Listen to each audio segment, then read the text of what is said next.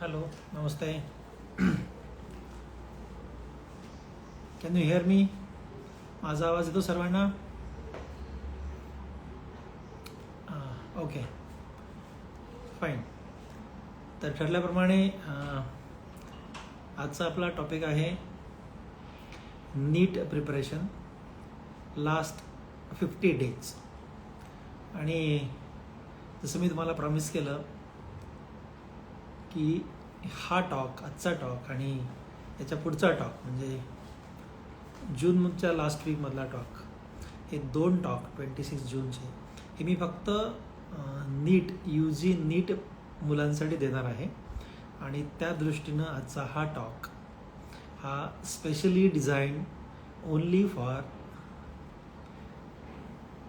The student who are preparing for UG नीट. आणि आत्ता पुढच्या काही मिनिटासाठी मी तुम्हाला एक शेड्यूल तयार करून देणार आहे, एक प्लॅनिंग तयार करून देणार आहे, जी प्लॅनिंग तुम्हाला पुढची 50 डेज वापरायची आहे. आणि खूप बारकाईनं ऐकायचं आहे.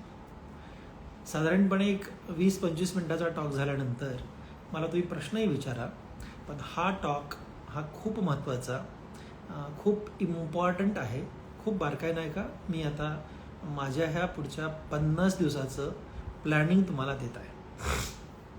फॉर्च्युनेटली मी आज डॉक्टर प्रसाद विठ्ठल लहाने यांना पण विनंती केली आहे की ते पण तुम्हाला UG नीट आणि 50 डेज व्हायचं नाही आहे. बघा, बारकाईनं ऐका, येईल माझा आवाज येणार नाही असं नाही. हां, तर मी तुम्हाला सांगत होतो की प्रसाद पण तुम्हाला गाईडलाईन देणार आहे. त्या गाईडलाईन खूप बारकाईनं ऐका आणि खूप छान प्लॅनिंग करा. साधारणपणे हा टॉक मी द्यावा अशी गेल्या महिनाभरामध्ये n नंबर ऑफ स्टुडंटनी रिक्वेस्ट केली आणि मी ठरवलं की ठीक आहे, आज या मुलांसाठी बोलूयात. तर तुम्हाला मी आत्ता जे काही बोलणार आहे ते बारकाईनं ऐका आणि प्लॅनिंग सुरू करा. ती प्लॅनिंग अशी आहे, 50 डेज. ओके, तुमची 17 जुलैला परीक्षा आहे. 17 जुलै आणि आज आहे 29 मे. एक्झॅक्टली 50 डेज आहे तुमची एक्झाम आहे. तर याच्यामध्ये नेमकं काय करायला पाहिजे आणि जरा प्लॅनिंग सांगतो तुम्हाला. बघा, द फर्स्ट थिंग, ह्या 50 दिवसाची प्लॅनिंग कशी करायची हे तुम्ही बारकाईनं बघा. आणि पहिला शब्द समजून घ्या मी काय म्हणतो ते. तर ह्या 50 दिवसामध्ये तुम्ही अभ्यास कसा करा, तर हा अभ्यास करायचा जो प्लॅन आहे that is called as a smart plan. आजच्या टॉपिकचं नाव आहे smart plan of the study in last 50 days of UG examination preparation. तर आता हे 50 दिवसाचं UG प्रिपरेशनमध्ये काय काय करायचं. नंबर 1, रिपिटेशन्स म्हणजे ना, तुम्ही खूप सारे प्रश्न सोडवा, खूप सारे रिपीट करा. इतके प्रश्न सोडवा की तुम्हाला जेव्हा तुम्ही एक्झाम देणार आहेत त्या दिवशी असं वाटलं पाहिजे की हे सगळे प्रश्न तर आपण ऑलरेडी सोडवलेत. एक्झाम नावाचं जे हेजिटेशन आहे ना, ते 100% गेलं पाहिजे. कसं पॉसिबल आहे हे? This is possible by repeated solving your questions. तुम्ही ना क्वेश्चन्स पुन्हा सोडा. बघा, तुमची जी एक्झाम आहे का नाही, ही मल्टिपल चॉईस क्वेश्चन असलेली MCQ टाईप एक्झाम आहे. ह्या MCQ टाईप एक्झाममध्ये काय होतं माहिती आहे का, 4 तुम्हाला पर्याय आहेत. यू हॅव गॉट 4 राईट, 4 पर्याय आहेत आणि 4ही पर्याय हे कन्फ्युजिंग असतात. बरोबर? This is with every student. मग आता काय होतं की 4ही पर्याय आहेत आणि they are kind of similar. आता यातला नेमका कोणता बरोबर आहे? Which is right. हे विच इज राईट हा जो विषय आहे ना, हा कधी तुम्ही करू शकता राईट, हे कधी बरोबर करू शकता, when you solve so many problems and that in repeated way. म्हणजे पुन्हा सराव. असं म्हणतात ना की कुठल्याही गोष्टीला सराव खूप जास्त महत्त्वाचा असतो. म्हणून मी पहिले एकच वाक्य तुम्हाला सांगितलं की रिपिटेशन झाले पाहिजे. कशाचे? तुमचे प्रॉब्लेम सॉल्विंग ह्या विषयाचे रिपिटेशन झाली पाहिजे. राईट. आणि हे रिपिटेशन 1, 2, 3, 4 वेळा नाही, पुन्हा तुम्ही हे प्रॉब्लेम सॉल्व केले पाहिजे. आणि एक्झाममध्ये बसल्यानंतर आणि घरी आल्यानंतर तुम्हाला मेसेज करा की सर, जेवढे काही आम्हाला क्वेश्चन्स आले होते ना, सर्वच आमच्या डोळ्याखालनं गेले होते. राईट. त्याच्यामुळं फर्स्ट थिंग मी तुम्हाला सांगतो रिपिटेशन. आणि आता प्रसाद दादा जॉईन होतात आपल्याला, त्याच्या पुढचं ते बोलणार आहे, त्याच्या पुढे मी पण तुम्हाला बोलणार आहे. प्रसाद दादा प्लीज. Hello, good evening. तर आता जसं सरांनी सांगितलं, लास्टचे 50 डेज आहेत आणि तुमचं प्रिपरेशन एकदम लास्ट स्टेजला आहे. आता जे 50 डेज असतात ना, हे लास्टचा टाइम खूप जास्त इम्पॉर्टंट असतो. Now all of you are in the same boat. त्याचं खूप जास्त प्रिपरेशन झालंय आणि त्याचं because of whatever reason it may be, नसेल झालं, कमी झालं, जे आपल्या फिलिंग आहेत ते तुमचं तेव्हाच टेस्ट होईल जेव्हा तुम्ही एक्झाम द्याल, right. So this last 1.5 month can change everything for you. Multiple choice question मध्ये लास्टचे डेज जास्त इम्पॉर्टंट असतात as compared to your theoretical और practical exams. So remember a few things. सर्वात most important, I will not talk about the study. The first and most important thing is your health. लास्टच्या 1 month मध्ये आजारी पडून just imagine की तुम्ही 2-3 वर्षाची केलेली मेहनत जस्ट बिकॉज तुम्ही केअरलेस होतात, काहीतरी आजारी पडलात, काहीतरी झालं आणि जर तुम्हाला एक्झाम नाही देता आली तर तुम्ही किती रिग्रेटमध्ये राहाल. So take care of your health and that includes most importantly food and sleep. Proper खायचं प्यायचं, झोप झाली पाहिजे. If you don't get proper sleep, तुमचा ब्रेन प्रोसेस नाही करू शकत. It is basic physiology. जर आपल्याला झोप मिळाली नाही तर आपला ब्रेन काही शिकू शकत नाही. आणि if you can't do that, you will definitely fall asleep in your exam. So important ते आहे. Now coming to your study. लास्टचा जो प्रिपरेशन पॅटर्न असतो ना, remember in that you have to focus on your strengths. तुमचं आता नाही matter करत की तुम्हाला काही येत नाही, आता हे मॅटर करतं की तुम्हाला काय येतं. There are going to be questions from 3 subjects आणि ते तुम्हाला माहिती आहे की तुम्हाला एव्हरीबडी पर्सनल लेवलला हे माहीत असते की बाबा मला हे येतं, मला हे येत नाही. So what you can do is, हे मल्टिपल चॉईस क्वेश्चन्स आहेत. नॉट नेसेसरी की प्रत्येक टॉपिकचे रिप्रेझेंटेशन होईल. इट ऑल्सो मीन्स की बाबा तुम्हाला असं होऊ शकतं की जे तुम्हाला चांगलं येतं त्याचा एखादा क्वेश्चन आला, बट ते क्वेश्चन आल्याच्या नंतर तुम्हाला ते आन्सरच नाही करता आला. So what I am trying to say, जे तुमचे स्ट्रेंथ्स आहेत त्याला अजून स्ट्रेंथन करा आणि जे तुमचे विकनेसेस आहेत लिव्ह दॅट. प्रत्येकाचे विकनेस असणार आहे. जे तुमच्या इंडियामध्ये फर्स्ट रँक येईल AIR-1 येणारा सुद्धा मुलगा मुलगीच्या प्रत्येकाचा विकनेस असणारच आहे. But how do they succeed, they focus on their strengths. आता जसं सर म्हटले, यू हॅव टू प्रॅक्टिस कशी करायची. You have questions. आता बायोलॉजी सुद्धा वाचायचं, बस सगळ्याचं थेरॉटिकल संपवायचं. Don't read anything new. काहीही नवीन जर लक्षात आलं, you are risking your old knowledge. जे पण तुमचं आहे त्याला संपवायचं, आता नवीन वाचायचं. Practice. Solve at least 200 questions every day. आणि ते क्वेश्चन असे की you have to understand the explanation of it. ते कसं आलं, काय आलं, एव्हरीथिंग. सर्वात आधी जेव्हा तुमच्यासमोर एस्पेशली फिजिक्स आणि केमिस्ट्रीमध्ये जेव्हा तुमच्यासमोर एक क्वेश्चन येतो, the first thought of analysing the question should be, हा क्वेश्चन कोणत्या टॉपिकचा आहे, ह्या क्वेश्चनला सॉल्व्ह करण्यासाठी मी कोणता फॉर्म्युला किंवा कोणत्या लेसनचा रेफरन्स घेऊ आणि then answer. The same thing can be use for biology as well. Okay, now so most importantly खूप खूप खूप क्वेश्चन सॉल्व्ह करायचे. Do that and see it will help you. These are multiple choice questions. A competitive exam by its own nature means की ते तुम्हाला select करण्यासाठी नाही, eliminate करण्यासाठी एक्झाम घेत आहेत. They don't want a lot of people. 1 to 2% selection rate असताना ती exam is to select only the few. आणि how do you get into that few is by focusing on your strengths. एवढा vast syllabus असतो, कुणालाच सगळे येणार नाही. जे तुम्हाला चांगलं येतं, focus on that. Have a proper schedule. प्रत्येक सब्जेक्टला इक्वल फोकस करा. एका वीकमध्ये तुमचे 3ही सब्जेक्ट येतील असा प्लॅन करा. डोंट डू की एक असा सब्जेक्ट मी करतोय आणि दुसरा सब्जेक्ट राहूनच चाललाय, बायोलॉजीचं काय वाचलेलं आहे लक्षात राहील. No, everything and anything that you revise right now during this time will help you in your exam. Revision is the most important thing of your competitive exam. So that is my third point after your sleep, health, your practice. Now coming to revision. Very important, most important. जे तुम्हाला असं वाटतं की येत नाही, even revise that. जे येतं त्याला पण रिवाइज करायचं. जे पण आपण आतापर्यंत वाचलेलं आहे, what I told you before, नवीन वाचू नका. But whatever you have read in this 2 or 3 years, you read it again, you read it twice, you read it thrice, you read it 4 times. Revision खूप important आहे. Solving the questions is a part of the revision. You do that and it will help you tremendously. Now finally मला हे बोलायचं आहे की how do you solve your paper. जेव्हा तुमच्यासमोर एक पेपर येतो तुमचा, जेव्हा नीट यूजीचा पेपर येईल, you have to 180 questions and you have 210 मिनिट्सचा टाइम. जेव्हा मी exam you have 3 hours right. So तुमच्याकडे 180 मिनिट्स आहेत आणि 180 क्वेश्चन्स आहेत. माझ्या वेळेस एक्झाम असताना 200 क्वेश्चन्स होते आणि 180 मिनिट्स होते. So you have a advantage की तुम्हाला at least you can assign 1 minute to 1 question. Now remember 1 minute to 1 question हे आपण ॲव्हरेज सांगतोय, but you can not give 1 minute to each and every question. So what you do is, हा pattern एकदम 100% wrong आहे की you start with biology and then come to physics. Don't do any of that. That is your question paper. You start with question number 1, go to question number 180. पूर्ण question paper बघून घ्यायचा. You have to see the entire question paper first ह्याच्यामध्ये. This is a pattern which I follow and it has help me a lot. पूर्ण question paper solve करायचा आणि in that first survey you can call it, जे तुमचे 180 questions आहेत त्याच्यामध्ये solve करत असताना, ठीक आहे, question number 1, are you confident? If you are confident, mark the answer, move ahead. Mark the answer, move ahead. If you are not confident about some question, skip the question, go ahead.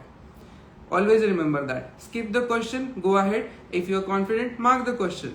असं करून तुम्ही at least तुमचा फक्त 1 hour 30 minutes मध्ये तुमचा पूर्ण question paper बघून झाला पाहिजे. Whatever 200 questions as you are saying, 200 questions you should be in a position to see all those 200 questions in 1 hour or max to max 90 minutes. ते केल्याच्या नंतर you move on to a second survey. जे questions तुम्ही skip केले, but these are those questions which you have skipped but you were slightly confident about it. तुमचा confidence level was somewhere between 4 to 6 when you are calculating out of 10. जे confidence level तुमचे 7 and above असतील ते question तुम्ही first सर्वे मध्ये solve करायचे. Leave those. Second सर्वे मध्ये येत असताना start from again question number 1 and during that time you see the question जे तुम्ही कमी कॉन्फिडंट होता. नॉट दोज क्वेश्चन जे तुम्हाला येतच नाहीये, असे क्वेश्चन जे तुम्हाला विचार करावा लागतो. नाव ह्या क्वेश्चन्सला तुम्ही पुढचे 1 तास अजून देऊ शकता. सपोज तुम्ही आधी 60 मिनिट दिले असतील, now you can utilise 90 minutes for this, whatever. So आता तुम्ही 90 मिनिट्स आणि आधीचे 60 मिनिट्स असं करून तुम्ही जे आहे 2.5 hours ह्याच्यामध्ये दिले. ठीक आहे, हे 2 surveys. Now the last part of your exam ह्याच्यामध्ये जे तुमचे you are seeing the new pattern of 200 minutes, you will be left with 50 minutes. तर ह्या 50 मिनिट्समध्ये तुम्ही काय करणार आहेत, ह्या 50 मिनिट्समध्ये you are going to check your paper first आणि सेकंड सर्वेमध्ये you would have attempted whatever you know. आता असेच क्वेश्चन्स उरलेले असणार आहेत जे तुम्हाला बिलकुलच येत नाही. So before looking at those questions, now go and check your paper. I guarantee you की ॲटलिस्ट 2 किंवा 3 असे क्वेश्चन असतील जे तुम्ही चुकीचे मार्क केले असतील. You will realise that and you will change your answers and हे तुमचे निगेटिव्हला पॉझिटिव्हमध्ये कन्वर्ट करतील. So during the last 50 minutes, you take your 30 minutes and review the paper. When I say review the paper, तुम्ही अख्खे question वाचायचे, focus, read the question. आपल्याला वाटतं की अरे माझ्यासोबत असं झालेलं यूजीला असताना, हा क्वेश्चन हा तर मला आला, आणि you go home and see the paper. त्या क्वेश्चन मध्ये नॉट विचारलं होतं, एक्सेप्ट विचारलं होतं, रॉंग विचारलं होतं. What have they asked in the question. So during your reviewing time, the most important thing is you are going to read the question. Fine. So reading the question is very important. आणि now NEET PG at least online असते, so you get a chance to change your answer. But NEET UG is not online. ती तुम्हाला OMR शीटवर तुम्ही mark करणार आहेत. So most important to remember is that question खूप नीट वाचा. जसं मी आधी सांगितलं, only the confident questions have to be marked in the first survey. Second round मध्ये जेव्हा तुम्ही याल तेव्हा तुमचे जे तुम्ही लेस कॉन्फिडंट क्वेश्चन्स होतात ते सॉल्व्ह करा. आणि finally you have to check your paper. बघा की तुमचं काही सुटलंय का.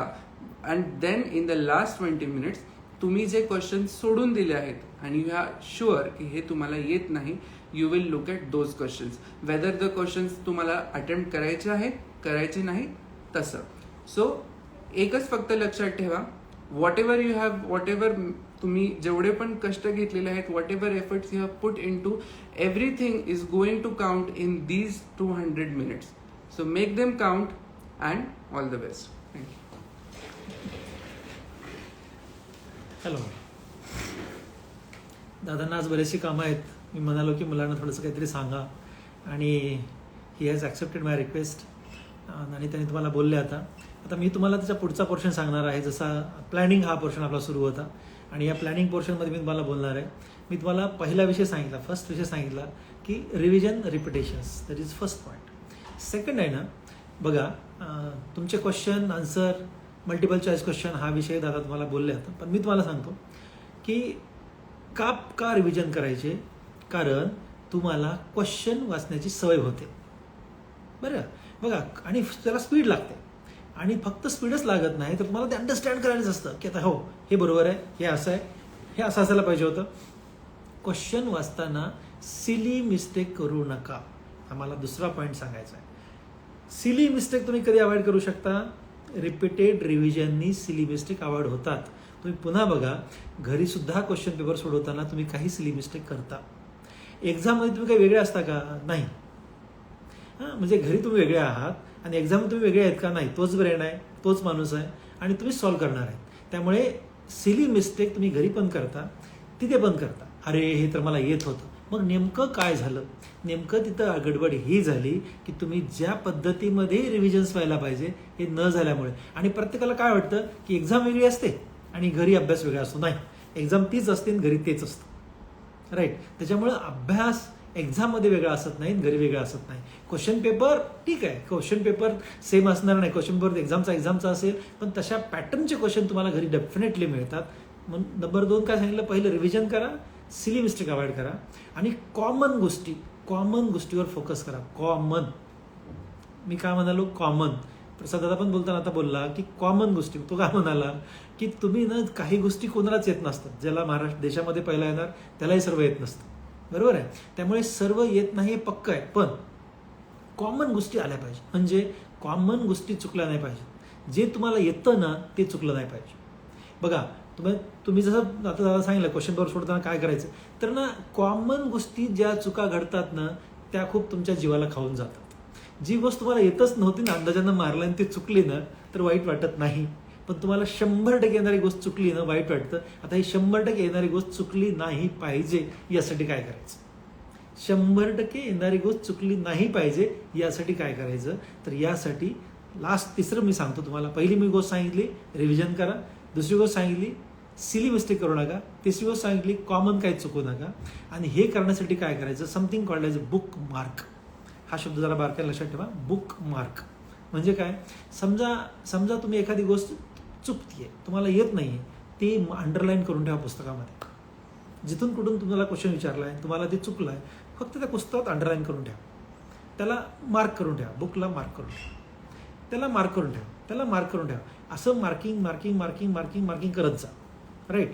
ज्या गोष्टी तुम्हाला येत नाहीत, ज्या गोष्टीमध्ये तुम्ही सिली मिस्टेक केल्यात, अशा सगळ्याच गोष्टी तर पुन्हा बघा. कॉमन गोष्टी तुम्हाला येतात, तुम्हाला आल्या आणि त्यात तुमच्या मिस्टेक नाही झाल्या, यू आर लक्की. पण त्याच्यातही मिस्टेक होऊ नये किंवा झाली तर ते तुम्ही मार्क करत जा. आणि ते मार्क केलेलं काहीही करण्याच्या अगोदर दररोज एकदा गो थ्रू, त्यातून जा, त्याच्यावर डोळे फिरवा, ते वाचा. ते वाचल्याशिवाय पुढे जाऊच नका. Every day. कळलं मी तुम्हाला काय सांगितलं? तर समजा तुम्ही आज 200 मार्काचा क्वेश्चन पेपर सोडवला आहे. राईट. त्याच्यामध्ये तुम्हाला ठीक आहे एवढे बरोबर आले, एवढे तुम्हाला चुकले तुमचे आणि काही तुम्हाला कळलेच नाहीत, अशा प्रकारची गोष्ट असेल. मान्य आहे मला, ती मला पण होती, प्रसादला होती, सगळ्यांनाच असणार आहेत. राईट. आता बघा याच्यामध्ये बघा, ज्या गोष्टी तुम्हाला आल्या तुम्ही कॉन्फिडंट होते, ॲग्रीड. पण काही गोष्टीमध्ये तुम्ही कॉमन मिस्टेक केल्या आणि काही गोष्टी तुम्हाला आल्याच नाहीत. याला बुकमार्क करा. आणि बुकमार्क करणे म्हणजे काय? तर त्या ठिकाणी त्या सब्जेक्टमध्ये जाऊन त्या विषयाला अंडरलाईन करून ठेवा. राईट. आता उद्या पुन्हा तुम्हाला सोडायचं. उद्या सोडवताना सगळ्यात पहिले ही बुकमार्क वाचा जे तुमचे काल चुकलेत. कळलं मी तुम्हाला काय सांगतो ते? सगळे बुकमार्क वाचा आणि पुन्हा उद्याचं सोडवा. तुम्ही उद्याचं सोडवताना पुन्हा सेम कंडिशन असेल. तुम्ही काही कॉन्फिडंट सोडवणार आहेत, काही तुमचे चुकणार आहेत आणि काही तुम्ही काय सिली मिस्टेक करणार आहेत. तुम्हाला सांगतो आता सिली मिस्टेक सुद्धा बुकमार्क करा. येत नाहीत ते पण बुकमार्क करा, चुकलेत ते पण बुकमार्क करा. आणि उद्या परत ते बघा. जे 100% आलेत त्याच्याकडे फार लक्ष द्यायची गरज नाही असं नाही, त्याच्याकडेही लक्ष द्यायची गरज आहे. पण ह्या मिस्टेक परत रिपीट नाही झाल्या पाहिजेत. Right. Same thing you will do it tomorrow, day after tomorrow, day after tomorrow. मग आता मला सांगा की ह्या 50 दिवसामध्ये एक दिवस 100% रेस्ट घ्या. रविवारी काहीही करू नका. भलेही 50 दिवस असतील, त्यातले मी 50ला 50 दिवस जरी कॅल्क्युलेट केले असतील तरी पण रेस्टसाठी पण एक दिवस पाहिजे. मेंदूला पण थोडासा आराम मिळाला पाहिजे. असं नाही की दररोजच मेंदू एवढा काम करू शकतो, नाही. आमच्याकडे एक म्हण होती, rest while run a mile. Rest while run a mile. तुम्हाला जर माईलभर पळायचं आहे तर क्षणभर विश्रांती घेतली पाहिजे. हे मेंदूला अप्लाय करतं, ते शरीराला अप्लाय करतं. त्यामुळे जोपर्यंत तुम्ही मेंदूला रेस्ट देत नाहीत तोपर्यंत तो मेंदू तेवढ्या पॉवरनं चालत नाही. So have a good rest. आणि प्रसादाने सांगितलं की तुम्ही छान जेवण करा, छान झोपा. Okay, that has a great meaning ह्या एक्झाम प्रिपरेशनमध्ये. आणि स्वतःला स्टेबल ठेवा. आता मी तुम्हाला सांगत होतो की ह्या मार्किंगचा तुम्हाला कसा फायदा होतो. तुम्ही जेव्हा हे परत वाचता, समजा तुम्ही आजपासून ह्या 50 दिवसामध्ये समजून घ्या की तुम्ही 30 डेज किंवा 30 टाइम्स तुम्ही पेपर सोडवले, समजून घ्या. ओके. तर त्या 30 टाइम्समध्ये जे काही तुम्हाला मिस्टेक होणार आहेत, त्या 30 टाइम्समध्ये होणाऱ्या मिस्टेक ह्या बुकमार्क झाल्या. आणि समजून घेऊ की प्रत्येक वेळा 30-35 झाल्या, तर अशा 300 बुकमार्क तुमचे झाले. 300. ओके, 300 बुकमार्क झाले. आणि तुम्ही दररोज वाचताय. किती सिंपल आहे. तुम्ही जर दररोज वाचताय ना तर हे 300 गोष्टी जर तुमच्या चुकल्या त्या 100% आल्या ना तुम्हाला. 100% आल्या. त्यामुळे याचा तुम्हाला असा 100% फायदा होणार. That is first point. बघा, पहिला पॉईंट सांगितलं तुम्हाला, रिवाईज करा, रिपिटेशन्स करा, and they are important. No silly mistakes. एकही सिली मिस्टेक करू नका, ती खूप खाऊन जाते. नंबर 3, कॉमन गोष्टी चुकू नका. कॉमन गोष्टी चुकल्या की तुम्हाला समथिंग इज रॉंग. कॉमन गोष्ट चुकू नका. कॉमन गोष्टीमध्ये काय होतं माहिती आहे का, यू आर कॉन्फिडंट. भानगड कुठं चुकते, कॉमन गोष्ट का चुकते. तुम्हाला माहिती आहे की आपल्याला हे येतं, तुम्हाला माहिती आहे की आपल्याला काहीच अडचण नाही आहे. काहीच अडचण नाही असं जेव्हा वाटतं ना तेव्हा पटकन माणसाचं काहीतरी चुकतं. म्हणून टेक एव्हरीथिंग सिरियसली. म्हणजे एकदम 100% तुमच्या ओळखीचा क्वेश्चन एकदम तेवढाच सिन्सिअरली वाचा जेवढा तुम्हाला 100% ओळखीचा वाटत नाही. कळलं मी काय म्हणलं ते. त्यामुळे ना मग मिस्टेक्स होत नाहीत. कधी कधी काय होतं, आता प्रसादा सांगत होता की कधीतरी एक्सेप्ट याच्याशिवाय इज नॉट असं काहीतरी त्याच्यामध्ये असतं. छोटीशी मध्ये गुगली असते आणि त्याच्यामध्ये आपली छोटीशी मिस्टेक होऊन जाते. त्यामुळे तिथं ह्या मिस्टेक एक्सपेक्टेडच नाहीत आणि झाल्याच नाही पाहिजे. That is third important. आणि फोर्थ, हे अवॉइड करण्यासाठी बुकमार्क हा खूप चांगला कन्सेप्ट आहे. Do it. त्याच्या पुढे जाऊ आपण आता. हेल्थ विषयी दादा बोलला आहे, मी हेल्थ विषयी नाही बोलणार आहे. आता मी तुम्हाला बोलणार आहे ह्या प्लॅनिंग विषयी. आता मी प्लॅनिंग सुद्धा ना सगळ्यांना खूप प्लॅनिंग नेहमी करून देतो. मी प्रसादला कधी प्लॅनिंग नाही करून दिली, पण त्यांनी मला प्लॅनिंग करून दाखवली की त्याला 2 महिने सुट्टी होती. 2 मंथ्स त्याला सुट्ट्या होत्या. तर तो छान प्लॅनिंग करायचा. 3 hours अशी प्लॅनिंग असायची. आणि 3 hours नंतर तो 2 तासाचा ब्रेक घ्यायचा. 3 तास झाले की 2 तासाचा ब्रेक घ्यायचा. राईट. तर हा जो विषय आहे ना, म्हणजे 3 तासाची स्टडी आणि ब्रेक. आता तुम्हाला सांगतो की तुम्हाला कोणाला ट्युशन्स असतील, तुमच्या ट्युशनमध्ये एक्झाम होत असेल, तुमच्या ट्युशनमध्ये पण सगळ्या रिपिटेशन होत असतील, कॉलेजमध्ये एक्झाम होत असतील, तरीसुद्धा तुमची स्वतःची दररोज एक परीक्षा झाली पाहिजे. कारण ना ह्या मल्टिपल चॉईस क्वेश्चनमध्ये काय होतं, जेवढे क्वेश्चन्स तुमच्या डोळ्याखालून जातील तेवढ्या वेळा तुम्ही जास्त परफेक्ट बनता. आणि जेवढे क्वेश्चन चुकतात तेवढे बुकमार्क करून दररोज वाचा. तुम्हाला सांगतो त्याच्यानंतर तुम्हाला या विषयाची अडचण 100% येणार नाही. ओके. पण प्लॅनिंग सुंदर करायची. दररोज 8 तास झोपा म्हणजे झोपा. राईट. राईट. म्हणजे तुम्ही झोपल्यानंतर पुन्हा मी बोलताना बोलून जातो की rest while run a mile. तुम्ही सगळेजण सायन्सचे विद्यार्थी आहात, सगळेजण डॉक्टर बनणार आहात. आणि तुम्हाला हे माहीत आहे का की मेंदूला रेस्ट देणं, आपण असं म्हणतो ना, खूप वेळ बसलो मी पण डोक्यातच काही जात नाही, मेंदू एकदम फ्रेश झाला, झोप एकदम मस्त झाली की तुम्ही एकदम सकाळी कामाला लागता. कुठलीच गोष्ट अर्धवट करू नका. मी सांगत असतो असं झोपताना असं झोपा की झोपताना असं झोपा की तुम्ही काही 12वीचे विद्यार्थी नाही आहेत आणि तुम्हाला कुठलीच परीक्षा वगैरे द्यायची नाही आहे आणि तुम्हाला कसलंच काहीच टेन्शन नाही आहे, असं झोपा. राईट. बिंदास झोपा. That is very important point. ज्या माणसाला असं एकदम बिंदास झोपता येतं ना, ती बिंदास झोपलेली जी झोप असते ती फुल्ली तुमच्या बॉडीला एनर्जाइज करते, रिचार्ज करते. म्हणून मस्त झोपा आणि तुम्हाला पुन्हा सांगतो की एक मिनिमम 7 hours दररोज झोपा आणि सलग झोपा. तुम्हाला झोपायची एक पद्धत सांगतो. बरेचशी मुलं काय करतात, दुपारी थोडं असं कंटाळा, तासभर झोपलो, सकाळी कंटाळा, तासभर झोपलो, संध्याकाळी जरा बोर झालं, पुस्तक वाचता नाही, असं नका करू. असं करू नका. मी नेहमी माझ्या बोलण्यामध्ये बोलत असतो की माणसाने ना काय कुठलीही गोष्ट गिव्ह टू द फुल्लेस्ट हे मस्त देता आलं पाहिजे. झोपतो ना एकदम बिंदास झोपता आलं पाहिजे, गिव्ह टू द फुल्लेस्ट. अभ्यास करताना एकदम बिंदास फक्त अभ्यास करायचा, बाकी काहीच नाही झालं पाहिजे. जेवण करताना सुद्धा विसरून जायला पाहिजे की आपण काही स्टुडंट आहे, मस्त जेवण करायचं. ओके, म्हणजे आपण जेव्हा एखादा तासभराचा वेळ आपल्या स्वतःसाठी काढतो ना, तेव्हा बिंदास एक तासभर खेळायचं असतं आणि तेव्हा असं काहीही विचार सुद्धा करायची गरज नाही की आपण कुठले स्टुडंट आहेत. हे खूप महत्त्वाचं कॉम्पोनंट आहे, खूप इम्पॉर्टंट कॉम्पोनंट आहे. Right, do that is very important. That is going to give energy. आणि त्याच्यामुळे असं ब्रेकने झोपू नका, एकदम सरळ झोपा. अभ्यास करताना सुद्धा एकदम मस्त प्लॅन करा. आणि तुम्हाला पुन्हा सांगतो, प्रसादा पण बोलला की दिस 1.5 month, this is 50 days will change your life 100%. मी तुम्हाला लिहून देतो.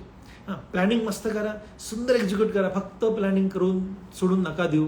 आज माझा टॉक ऐकलं, एक दिवस प्लॅनिंग केली, विठ्ठल नानी सरांना आज ऐकलं आणि मग 8 दिवसानंतर ते पुन्हा लो झालं. खूप मुलं मला सांगतात की सर कसं मोटिवेट कसं राहायचं. अरे मोटिवेट राहणं काही अवघड नाही पुराणं, तुम्हाला हे कळलंच नाही आहे. मला सांगा, आता हे सगळं मी तुम्हाला सांगतो ना, मी दर महिन्याला येऊन तुमच्यासाठी बोलतोय ना, तुम्हाला कधी कळतं का की याचा अर्थ काय, याचा मिनिंग काय? हे अभ्यास करून मोठं कोण होणार आहे? हा अभ्यास करून मोठं कोण होणार आहे? अभ्यास करून तुम्ही मोठे होणार आहात. ओके, मग अभ्यास करून तुम्हाला मोठ्या ठिकाणी काहीतरी चांगलं मिळणार आहे. तुम्ही मोठी माणसं होणार आहात आणि तुम्ही मोठे झाल्यानंतर तुमचं कुटुंब मोठं होणार आहे आणि त्याच्यानंतर मग कधीतरी डॉक्टर विठ्ठल लाणी सरांचा आम्ही ऐकून अभ्यास केला, मग मी कुठेतरी थोडा मोठा होणार आहे. बरोबर आहे ना? पण primary you guys are going to the big people in the big person in the society. त्याच्यामुळे ना अभ्यास करण्यासाठी मोटिवेट राहणं हे लक्षात घ्यायचं की हे आपल्याला आपल्या स्वतःसाठी करायचं आहे. ही जेव्हा फिलिंग आपल्या मनात येते तेव्हा माणूस कधीच लो होत नसतो. ही फिलिंग तुमच्यात आलीच पाहिजे. काय येत नाही काय म्हणजे what is wrong in that? Nothing wrong in that. मला असं नाही वाटायचं ना की आपण स्टुडंट आहेत आणि विद्यार्थ्यांनी जर अभ्यास नाही करायचा तर काय करायचं दुसरं? आता समजा मी डॉक्टर आहे, मी जर कापाकापी करायची नाही, ऑपरेशन नाही करायचं, मी करायचंच काय दुसरं?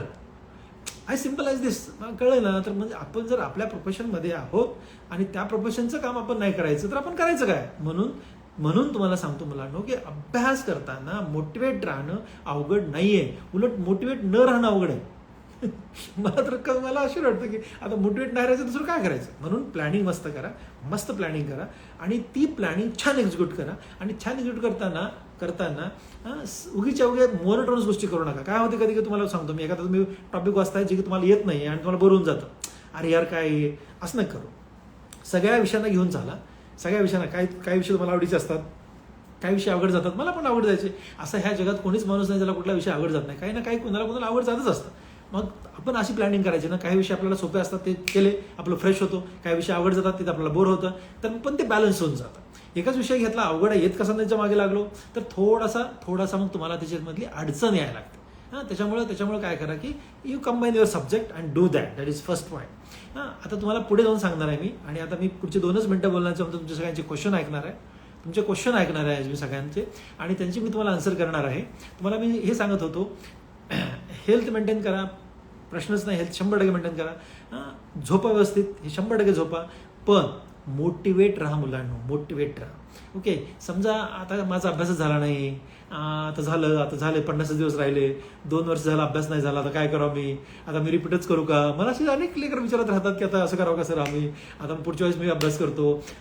बघा तुम्ही एकदा आता आज रिपीट केलं की पुन्हा एक वर्षभर असंच निघून जातं रे. त्याच्यामुळे ना तुम्ही आता रिपीट केल्यानंतर पुन्हा अभ्यास करतो ही जाग तुम्हाला आता येते ना, ही काहीतरी चूक आहे माझं असं मत आहे. म्हणजे ही 100% चूक आहे असं मत आहे. म्हणजे तुम्हाला आज जाग आली ना, अरे यार आपला अभ्यास राहिला आणि आता पुढच्या वर्षी जर आपण रिपीट केलं, आपण जास्त अभ्यास करू, ही जी तुमची फिलिंग आहे ना, ही चुकीची फिलिंग आहे. तुम्ही बघा आत्ता सुद्धा गिव्ह द फुल लिस्ट. मी असं म्हणेन की हे 50 दिवसामध्ये तुम्ही मस्त द्या. समजा त्याच्यामध्ये तुम्हाला ह्या 50 दिवसाचा फक्त अभ्यास करून असं तुम्हाला जरा स्कोर आला ना, असं बॉर्डरलाईन स्कोर आला ना, बिलकुल रिपीट करा, बिलकुल 100% रिपीट करा, पुन्हा पुढच्या वर्षी अभ्यास करा. मी रिपीट न करा असं म्हणणारा प्राणीच नाही. पण आपल्याला जर आज कळलं की आपण वर्षभर अभ्यास केला नाही म्हणून रिपीट करायचं आहे, दिस इज समथिंग रॉंग. म्हणून आता whatever the days you have in your hand, just go ahead, do it, give to the fullest. बघा तरी ना, स्वतःला आजमावून तर बघा की आपल्या ह्या 50 दिवसामध्येच आपण अभ्यास करून किती मार्क घेऊ शकतो. अरे यार, जर 50 दिवसामध्ये एवढा अभ्यास करून एवढे मार्क घेऊ शकतो ना, तर पुढे मग आपण रिपीट करू आणि पण 100% आपण एवढा स्कोर करू शकतो, ही नीट आपण क्रॅक करू शकतो. हा आपल्याला कॉन्फिडन्स येतो. या कॉन्फिडन्ससाठी तरी हे काही दिवस आहेत ना, ते घालून टाका, असं माझं स्पष्ट मत आहे. त्याच्या पुढे तुम्हाला मी सांगणार आहे, हे रेस्ट व्हाईल आणि रन व्हाईल जे सांगत होतो ना, तर हा एक टॉक आहे, खूप सुंदर टॉक आहे की how to appear for the examination. मी MBAच्या सेकंड इयरला असताना ऐकला होता. तानाजी आचार्य यांचा हा टॉक आहे. ते आता लंडनमध्ये असतात आणि ते खूप या विषयावरती चांगलं बोलायचे. आणि त्यातला तुम्हाला 2-3 पॉईंट सांगतो मी की how to appear for examination हा त्यांचा विषय होता ना. तर कधी पण जगातली कुठली का परीक्षा असत नाही, त्या परीक्षेच्या पॅटर्नप्रमाणे आपल्या स्वतःची जडणघडण करून घेणे हा खूप महत्त्वाचा कंपोनंट आहे. समजा तुम्हाला LAQ लॉंग आन्सर क्वेश्चन्स आहेत, तर तुमची ती प्रिपरेशन पाहिजे, ते प्रिपरेशन पाहिजे, हो की नाही. आता तुम्हाला माहिती आहे की तुम्हाला मल्टिपल चॉईस क्वेश्चन्स आहेत, MCQs आहेत, मग तुमचं तसं प्रिपरेशन पाहिजे. हे ओरिएंटेशन असणं, ह्याला एक्झाम ओरिएंटेड स्टडी असं म्हणतात, त्याला स्मार्ट स्टडी असं म्हणतात, राईट. तुम्हाला काय कळलं पाहिजे आता आपल्याला, की आपल्याला असंच क्वेश्चन पेपर आहे, ठीक आहे, तुमचा डेप्थमध्ये अभ्यास आहे, हा आहे मान्य मला, पण आपल्या पॅटर्नप्रमाणे आपल्या मनाची रचना झाली पाहिजे. हा पहिला पॉईंट आहे. दुसरा पॉईंट आहे ना, त्या पॅटर्नला सोपं कसं करून घ्यायचं. मी नेहमी सांगत असतो, कुठलीही गोष्ट आपल्याला सोपी करता आली पाहिजे. तुमचा अभ्यास आहे ना, तो सोपा करता आला पाहिजे. एक्झाम आहे ना, ती सोपी करता आल्या पाहिजे. आणि ती सोपी होणं आवड नसतं. हे पॅटर्न आहे, त्या पॅटर्नलाच आपण सगळं करू. हे पॅटर्न आहे, त्यांनाच आपण करणार आहे. तर त्या पॅटर्नला समजून घ्या आणि क्वेश्चन्स फटाफट वाचा. मला बरेचसे मुलं म्हणतात की लेंदी क्वेश्चन होते, विचार करण्याला वेळ मिळाला नाही. मला असं अनेक लेकरांचं म्हणणं आहे. लेंदी क्वेश्चन होते म्हणजे काय? लेंदी क्वेश्चन होते म्हणजे तुम्हाला वाचायला वेळ मिळत नाही आहे. वाचून अंडरस्टँड करून तुम्हाला आन्सर करायचं आहे, त्याला तुम्हाला वेळ मिळत नाही. हे कधी पॉसिबल होतं? तोच क्वेश्चन जर तुमच्या डोळ्याखालून अनेक वेळा गेला असेल तर तुम्हाला त्याला वाचायला वेळ कमी लागतो. सिम्पल आहे का नाही? एक तुम्ही पहिल्या वेळेस टॉपिक वाचला आणि तोच टॉपिक जेव्हा दुसऱ्या वेळेस वाचता तुम्हाला वेळ कमी लागतो. आणि तोच टॉपिक तुम्ही जर 10व्या वेळा वाचता तर तुम्ही एकदम फटाफट होऊ शकता. म्हणजे तोच टॉपिक, तीच लेंथ, तसलंच कंटेंट असताना सुद्धा एकच टॉपिक जेव्हा तुम्ही 10व्या वेळा वाचता तर तुम्हाला वेळ कमी लागतो आणि फास्ट अंडरस्टँडिंग होते. Same applies everywhere, same principle applies everywhere. त्याला कधीच याची अडचण येत नाही. कधी येत नाही? व्हेन ते तुमच्या गोष्टी रिपीटेड झालेल्या असतात. म्हणून आजच्या पूर्ण माझ्या टॉकचा इन्फरन्स असा आहे, सिली मिस्टेक एकही करू नका. सिली मिस्टेक अवॉइड करण्यासाठी रिव्हिजन्स करा. अवॉइड सिली मिस्टेक, त्यासाठी रिव्हिजन करा. नंबर दोन कॉमन गोष्टी चुकल्या नाही पाहिजे. त्याला सिली मिस्टेक आपण म्हणतो. पण कॉमन म्हणजे मला काय म्हणायचं आहे, सिली म्हणजे मला काय म्हणायचं आहे. कॉमन म्हणजे ज्या गोष्टी तुम्हाला खूप व्यवस्थित येतात. बघा, बायोलॉजीचा काय भाग आपल्याला व्यवस्थित येतो, केमिस्ट्रीचा काय भाग आपल्याला व्यवस्थित येतो, फिजिक्सचा काय भाग आपल्याला व्यवस्थित येतो. जो भाग व्यवस्थित येतो तो नाही चुकला पाहिजे. ह्याला कॉमन गोष्टीच्या मिस्टेक नाही झाल्या पाहिजे. सिली मिस्टेक म्हणजे काय? वाचता हे वाचलं यार. वाचताना क्वेश्चन वाचताना ते ॲक्सेप्ट विसरून गेलो, अरे नॉट असं त्याच्यात ते विसरलो, मला हे असं वाटलं, ह्याला म्हणायचं सिली मिस्टेक. त्या नाही करायच्या. कॉमन गोष्टी चुकल्या नाही पाहिजेत, सिली मिस्टेक करायच्या नाहीत. सिली मिस्टेक हे वाचण्याच्या गडबडीमुळे होतात. वाचता काहीतरी गडबड होऊन जाते आणि मग सिली मिस्टेक होऊन जातात. त्याच्यामुळे वाचताना खूप स्टेबल वाचायचं. एक्झाममध्ये खूप स्टेबल असलं पाहिजे माणसाचं मन, एकदम स्टेबली वाचायचं, एकदम सुंदर वाचायचं. सिली मिस्टेक नाही करायच्या. आणि कॉमन गोष्टी म्हणजे ज्याला तुम्ही वर्षभरामध्ये असं समजून घेतलं की तुम्हाला ते 100% येतं, त्या गोष्टी चुकल्याच नाही पाहिजेत. ओके, त्या गोष्टी कधी चुकतात त्या पण गडबडीमध्ये चुकतात. नाही चुकायच्या. सिली मिस्टेक नाही करायच्या. कॉमन आन्सर चुकलं नाही पाहिजे, तुम्हाला येणाऱ्या गोष्टी चुकल्या नाही पाहिजेत, राईट. तिसरी गोष्ट सांगत होतो मी तुम्हाला की एक्झाममध्ये येणाऱ्या गोष्टी, न येणाऱ्या गोष्टी ह्या आपल्या रुटीन दररोजच्या एक्झाममध्ये बुक मार्क करा. बुकमध्ये त्या मार्क करून ठेवा. केमिस्ट्रीच्या बुकमध्ये, फिजिक्सच्या, बायोलॉजीच्या बुकमध्ये मार्क करून ठेवा आणि त्या दररोज रिपीट करा. दररोज. ओके, समजा तुम्ही आज पेपर सोडवला, 30 मिस्टेक झाल्या, 30 बुकमार्क केले, उद्या केले, परवा केले, पण आजचे 30 बुकमार्क वाचल्याशिवाय उद्याचा पेपर सोडायचाच नाही. उद्याच्या 30-35 बुकमार्क केल्याशिवाय परवाचा, म्हणजे जेव्हा तुम्ही म्हणलं तुम्हाला मी की तुम्ही जे शेवटचा पेपर सोडताना 300-350 बुकमार्क तुम्ही स्वतःचे असतील, जे की तुम्ही रिपीटेड इतक्या 30 वेळा वाचलेले असतील, राईट. त्याच्यानंतर ते चुकणारच नाहीत. 100% न येणारं पण तुम्हाला 100% येणारी गोष्ट होऊन जाते. किती सोपं आहे. फक्त बुक मार्क करायचं आहे, अंडरस्टँड करायचं आणि ते वाचायचं आणि ते पाहायचं, बस संपलं, तेच वाजत जायचं. आणि कसं माहिती आहे का, खूप कमी आहे ना, 30 गोष्टी आज वाचायच्यात, उद्या 30 वाचायच्यात. ओके, तर उद्या वाचताना आजच्या 30 वाचून उद्या 30 वाचणार आहे, त्याच्यामुळे पहिलं रिपीट होऊन जाणार आहे. म्हणजे 5 वेळा वाचताना पहिलं 5 वेळा वाचून होणार आहे, तितकं फटाफट होणार आहे. मी म्हणालो ना, रिपिटेशन करताना खूप फास्ट गोष्टी होतात, त्याच गोष्टी पण फास्ट होतात. त्याच्यामुळं बुक मार्क करा. राईट, कळलं तुम्हाला मी काय म्हणलं ते. आणि ते बुक मार्क दररोज वाचा. राईट, तर आत्ता आज आपण सुरू करणार, आजच्या टॉकचा आपण फायनलाइज करणार आहे की आजपासून आपल्याला 50 डेजचा प्लॅन. 50 डेजच्या प्लॅनमध्ये दररोजचे क्वेश्चन पेपर, दररोजचे बुकमार्क आणि दररोजचे बुकमार्क केलेले दररोज वाचणे आणि जेव्हा तुम्हाला पुन्हा लिहून देतो मुलांनो, तुम्ही मला सांगाल की सर हे जेवढे आम्ही बुकमार्क केले, जेवढ्या गोष्टी आम्ही परत रिपीट वाचल्या, त्या एक्झाममध्ये आल्या ना, आम्हाला आमच्यासाठी काही अडचणी वाटल्याच नाही. You will tell me in this. तुम्ही मला परत असं सांगाल, असं मला 100% गॅरंटी आहे.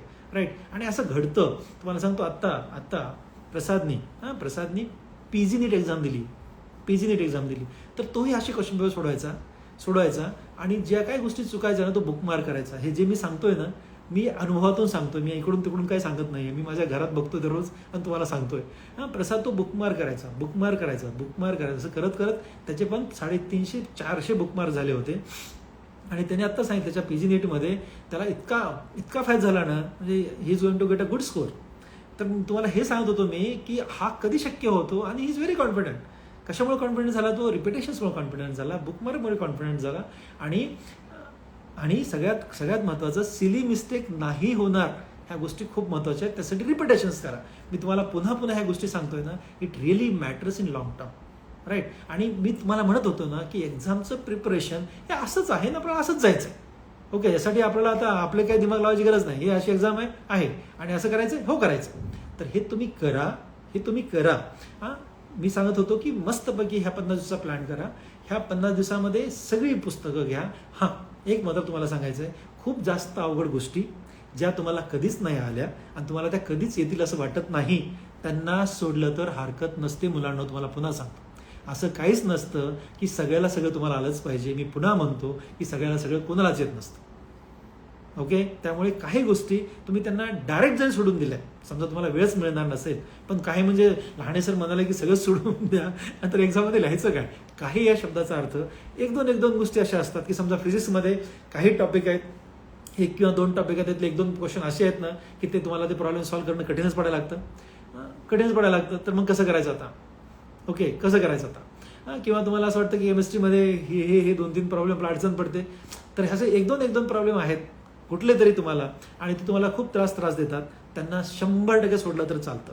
कारण पण कॉमन गोष्टी चुकल्या नाही पाहिजे. मी तुम्हाला पुन्हा सांगतो. ओके, अवघड गोष्टी चुकल्यानं 100% चालतं, ते चुकतच असतात, पण कॉमन गोष्ट चुकली नाही पाहिजे.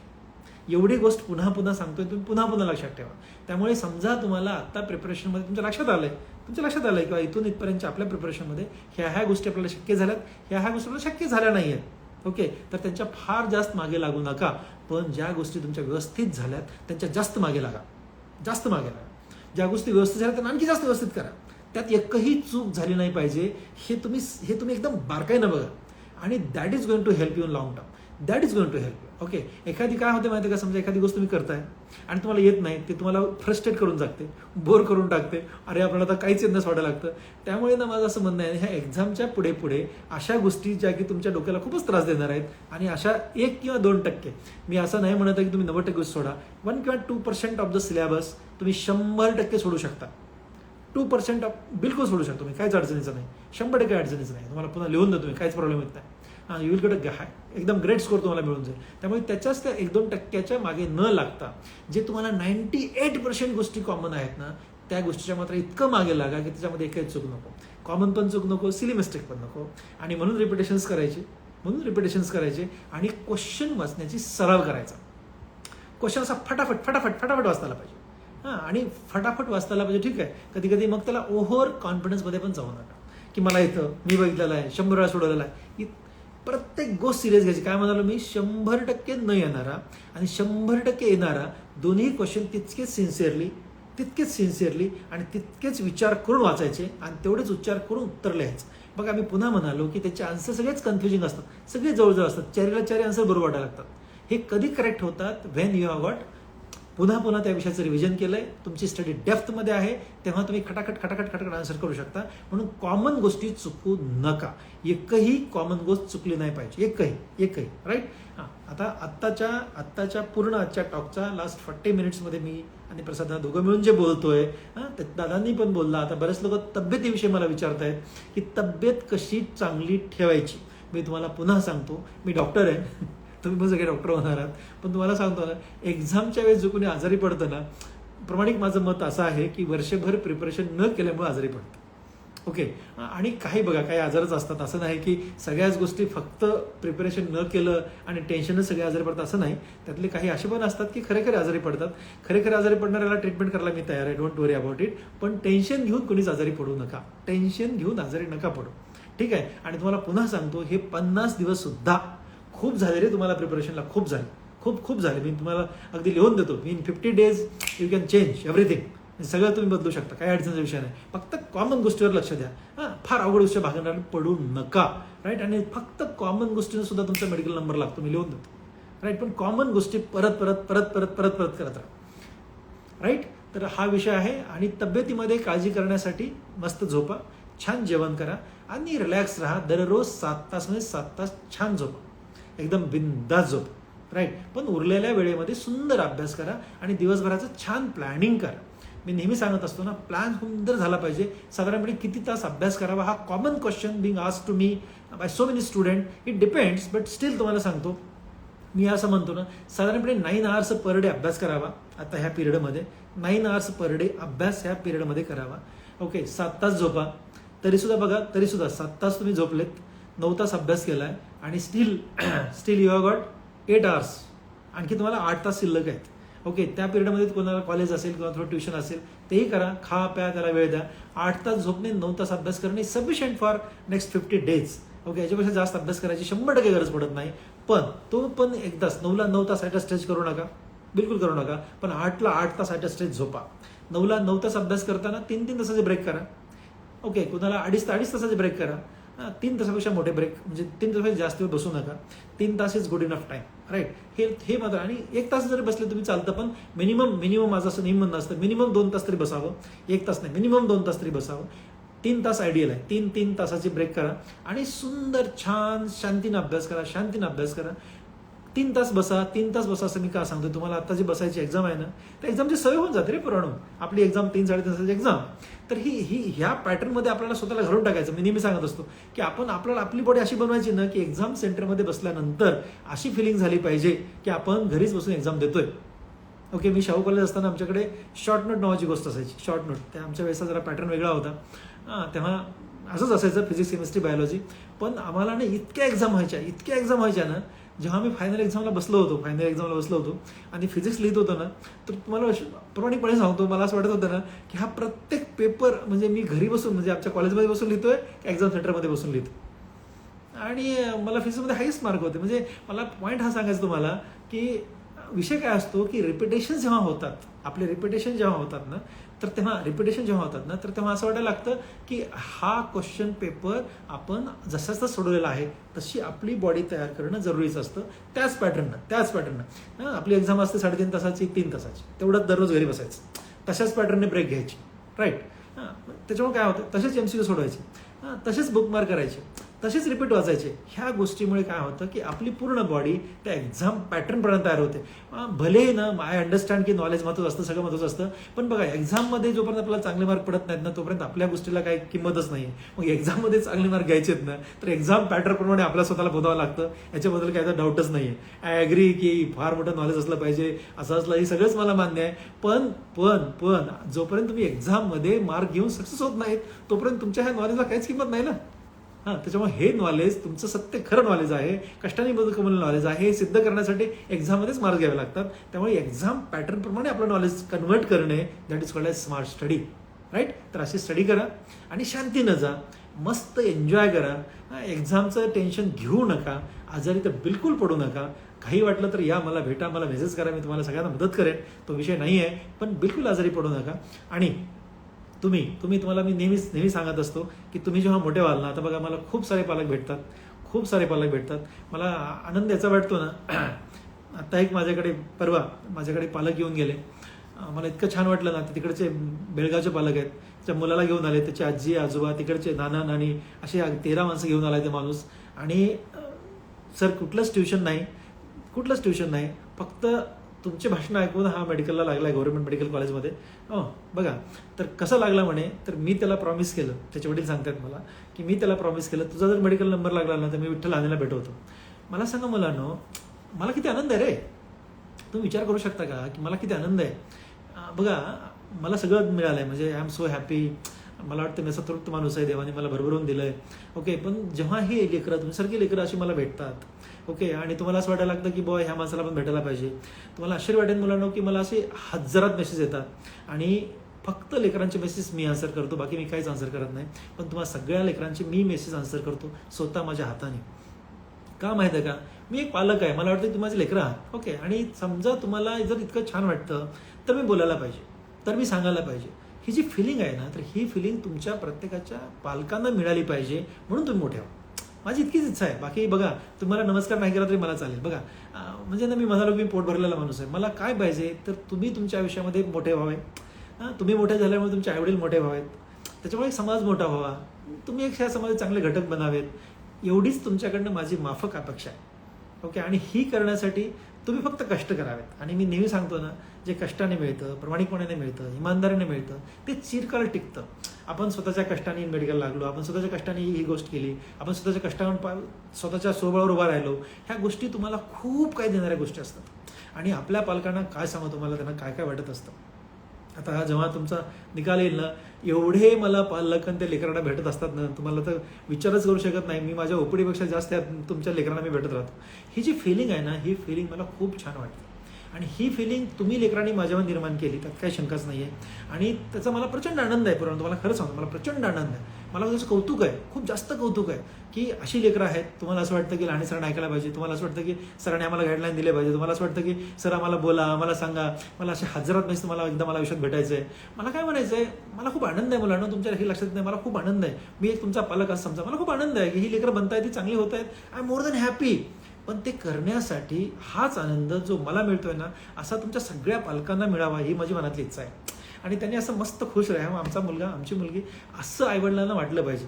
ओके, ही एक जी फिलिंग आहे ना, तर ही फिलिंग देण्यासाठी आपल्याला अभ्यास करायचा आहे, आपल्याला मोठा माणूस व्हायचा आहे. आणि आपल्याला मोठा माणूस होऊन त्याच आईवडिलांशी बांधून राहायचं आहे, अशी एक मनामध्ये एक मस्त भावना करायची. म्हणजे तुम्हाला डिस्ट्रॅक्शन होत नाही, म्हणजे तुम्हाला डिप्रेशन येत नाही, म्हणजे तुम्हाला काहीतरी उगीच डोक्यामध्ये विचित्र गोष्टी येत नाहीत, आणि तुम्ही 100% ट्रॅकवर राहता.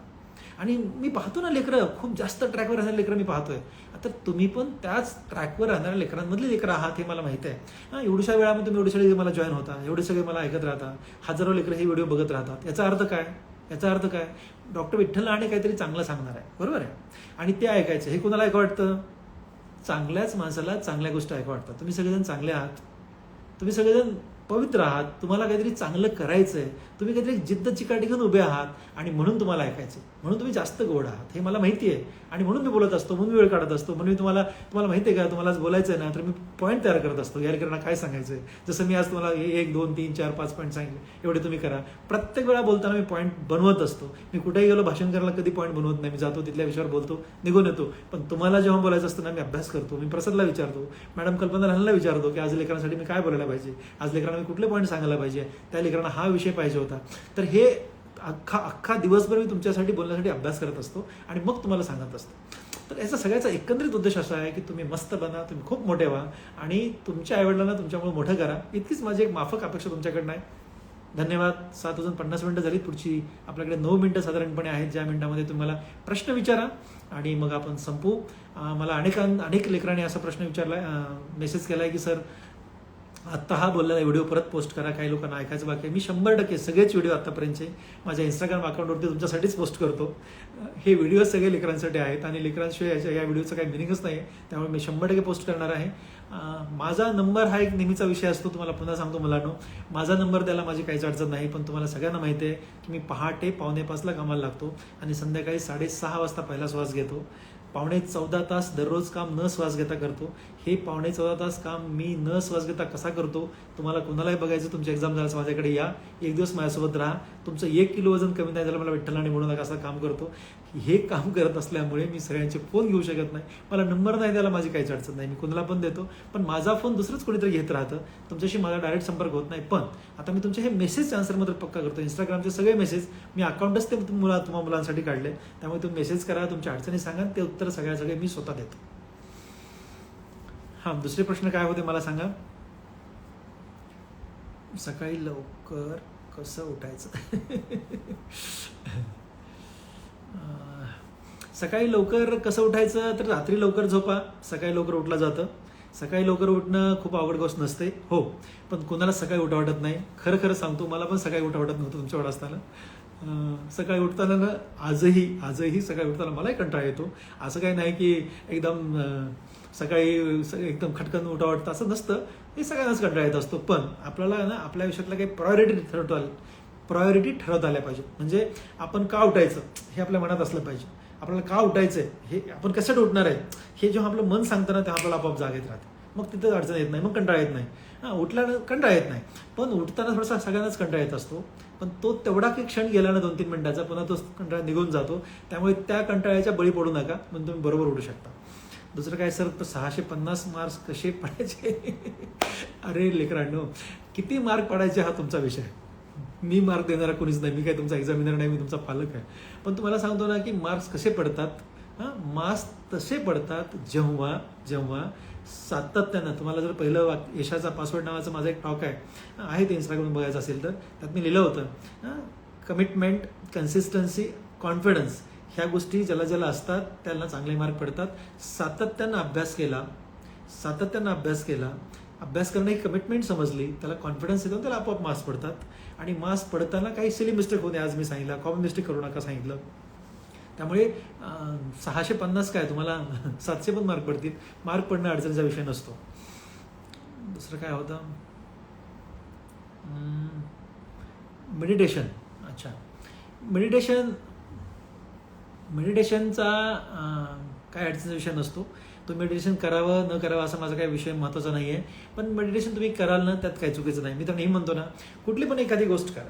समजा तुम्ही आता मी काय सांगितलं, 9 तास अभ्यास करा, नाही ना असा अभ्यास करा 8 तास झोपा, हे गेले 9 आणि 8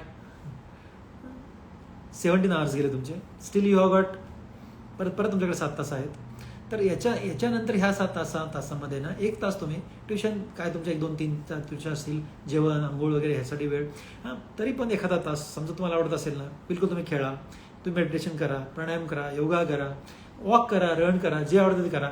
करणं काही चुकीचं नाही, 100% योग्य आहे.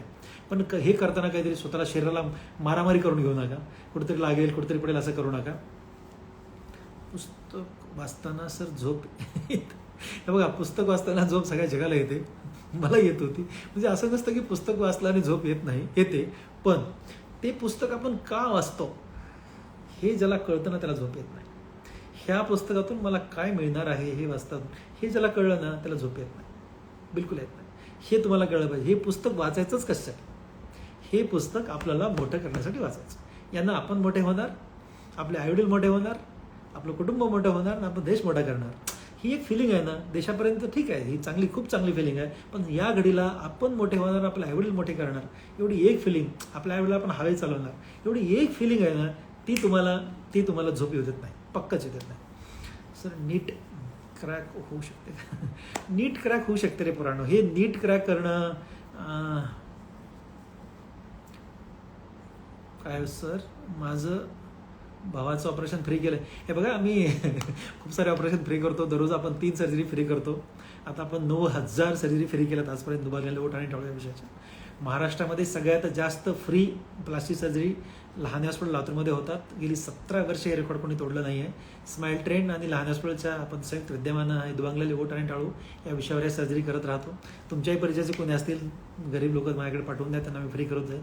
फ्री सर्जरी करणे वगैरे हा जरा पुढचा विषय. आज आपण फक्त नीट या विषयावरती बोलू.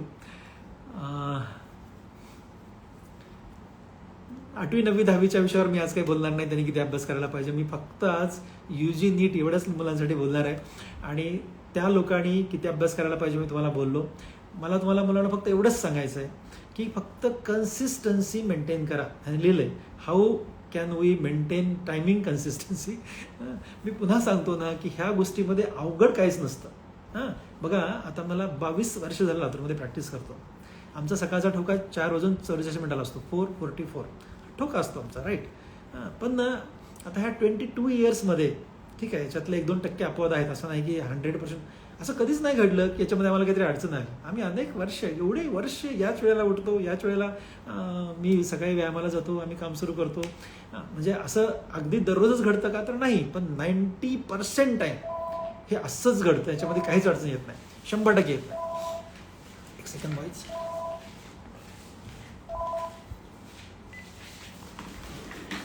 त्यामुळे मी तुम्हाला असं सांगतो ना की कन्सिस्टंट राहणं हे अवघड विषय नसतो, 100% नसतो. दुसरं काय विषय होता सर? मी इंजिनिअरिंग स्टुडंट आहे, तर बायोलॉजीची प्रिपरेशन कशी करायची थोडी गाडी. इंजिनिअरिंगला आहेस ना, बायोलॉजीला फक्त पास व्हायचं आहे ना, काय प्रिपरेशनची गरज नाही. इंजिनिअरिंगसाठी बायोलॉजी पास व्हायचं आहे, हो.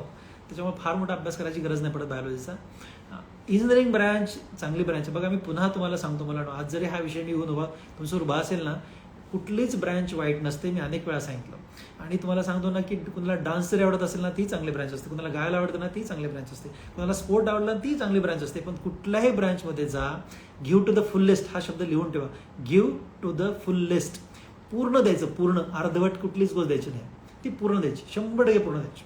आणि ज्या ज्या माणसांनी पूर्ण दिलं ती माणसं जगात मोठी झाली. राखून ठेवलं ती माणसं मोठी नाही झाली. तुमच्यामध्ये खूप पोटेन्शियल आहे हे तुम्हाला माहीतच नाही आहे, ते बाहेर काढा. फुल पोटेन्शियल आहे तुमच्यामध्ये, तुम्ही खूप हुशार आहात. आजकालची जनरेशन प्रचंड हुशार आहे, पण ती हुशारी ट्रॅकवर वापरा. ट्रॅक सोडून थोडे जाऊ नका. 1%ही ट्रॅकला सोडू नका, 1% सुद्धा.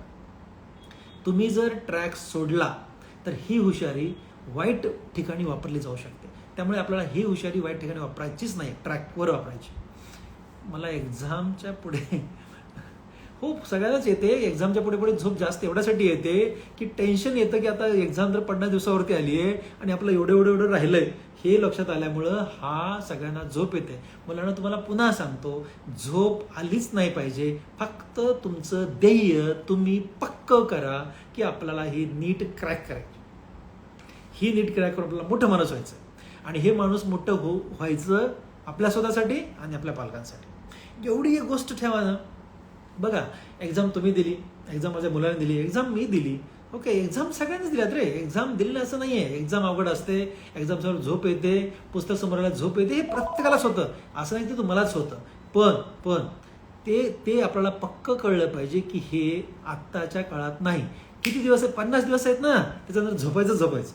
एक्झाम झाल्यानंतर 2-3 महिने नुसतं झोपायचं. एक्झाम झाल्यास मग झोप येत नाही का, मग नाही झोप येत. पण एक्झाममध्ये झोप येते. तर मला असं सांगायचं आहे ना की एक्झाममध्ये झोप नाही आली पाहिजे. तेव्हा येत नाही जेव्हा तुमचं ध्येय पक्क बुलेट प्रूफ ध्येय असतं की आपल्याला ही नीट क्रॅक करायची म्हणजे करायची, राईट. तर ही नीट तुम्ही क्रॅक करा. तुम्हाला ऑल दी बेस्ट देतो आणि आता मी संपवतो. धन्यवाद.